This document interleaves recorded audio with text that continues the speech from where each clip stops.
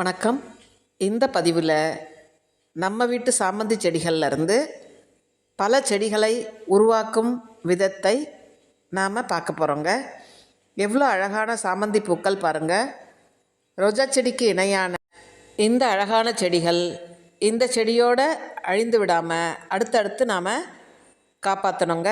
அடுத்த வருடங்களுக்கும் நம்ம கொண்டு போகலாம். இந்த மண்கலவை பாருங்கள்.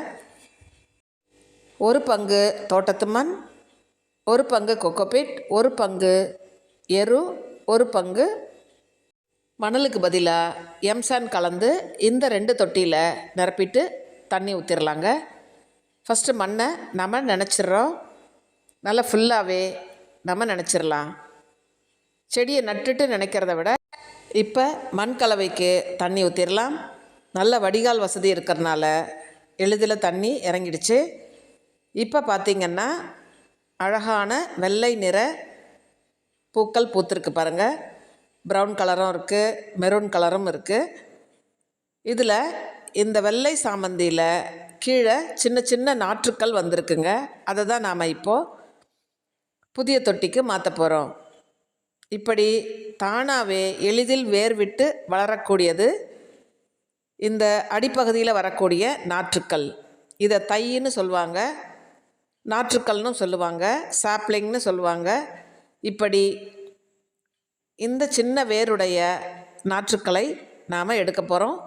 எடுத்து நட்டுட்டோன்னா நமக்கு அடுத்தடுத்து அது தொடர்ந்து தனி செடியாக வளர்ந்துடும். இதே தொட்டியில் இருக்கிறத விட வேறு இருக்கக்கூடிய இந்த செடிகளை நாம் இப்படி எடுத்துடணும். ஒவ்வொன்றுமே தனித்தனியாக வேரோடு கிடைக்குங்க. உங்கள் வீட்டு செடிகளில் பாருங்கள், அடிப்பகுதியில் இந்த மாதிரி சின்ன சின்ன நாற்றுக்கள் கண்டிப்பாக வரும். இந்த நாற்றுக்கள் நாட்டு வகை சாமந்தியில் மட்டும்தாங்க வரும், ஹைப்ரிட் செடியில் வராது. ஹைப்ரிட் செடி உயரம் குறைவாக இருக்கும்.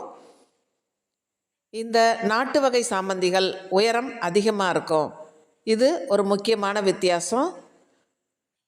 இப்படி உயரமாக வளர்ந்த செடியிலேருந்து நமக்கு சின்ன நாற்றுக்கள் கிடைக்கிது பாருங்கள். நல்ல வேரோடு கிடச்சிருக்கு.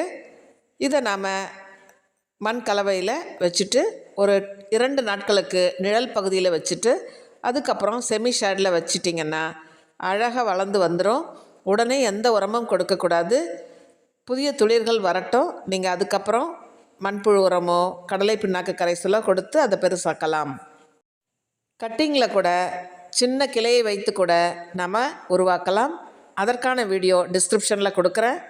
தேங்க்யூ ஃபார் வாட்சிங்.